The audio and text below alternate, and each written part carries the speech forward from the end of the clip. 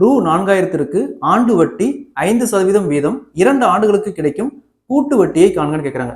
Principal 4000 ரூபா, வட்டி 5%, number of years 2 years, அதுக்கப்புறம் கிடைக்கிற கூட்டு வட்டி மட்டும் கேட்குறாங்க. ஸோ இந்த மாடலில் சம் கேட்டாங்களா, இந்த ரேட் ஆஃப் இன்ட்ரெஸ்ட் மட்டும் எடுத்துக்காங்க. இங்கே எதுக்கு எத்தனை கொடுத்தாலும் சரி அதை மட்டும் எடுத்துக்காங்க. 5% சொல்லியிருக்காங்க. 5% நம்ம எப்படி எழுதுவோம், 5 வகுத்தல் சதவீதத்துக்கு 100.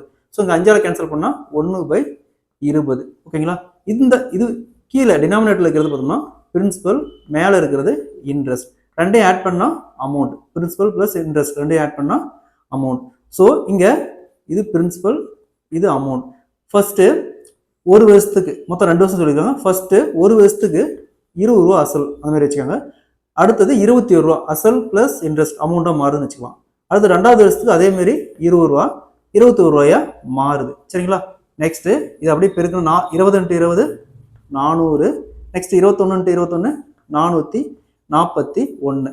ஸோ நெக்ஸ்ட்டு இந்த 400 இங்கே பிரின்சிபல் பார்த்தோம்னா 4000 இருக்குது. 4000 இருக்குது. எத்தனையால் பெருக்குனா 4000 வரும்னு பாருங்கள். 10ஆல் பெருக்குனா 4000 வருது. ஸோ இது பார்த்தோம்னா பிரின்சிபல் ப்ளஸ் இன்ட்ரெஸ்ட்.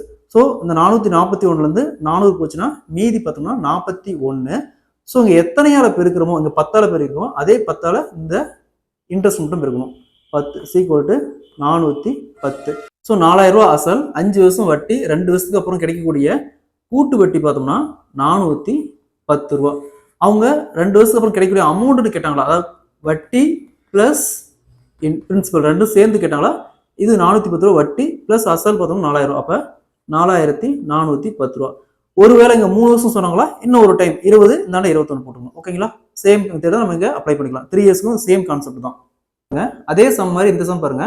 ரூ 5000 ஆண்டு வட்டி 12%, 2 ஆண்டுகளுக்கு கிடைக்கும் கூட்டு வட்டியை காண்கன்னு கேட்குறாங்க. இந்த சம்மை சால்வ் பண்ணி இதுக்கான ஆன்சரை கமெண்ட்ல போடுங்க. இந்த சம் ப்ரீவியஸாக ரயில்வே எக்ஸாமில் கேட்டிருக்காங்க.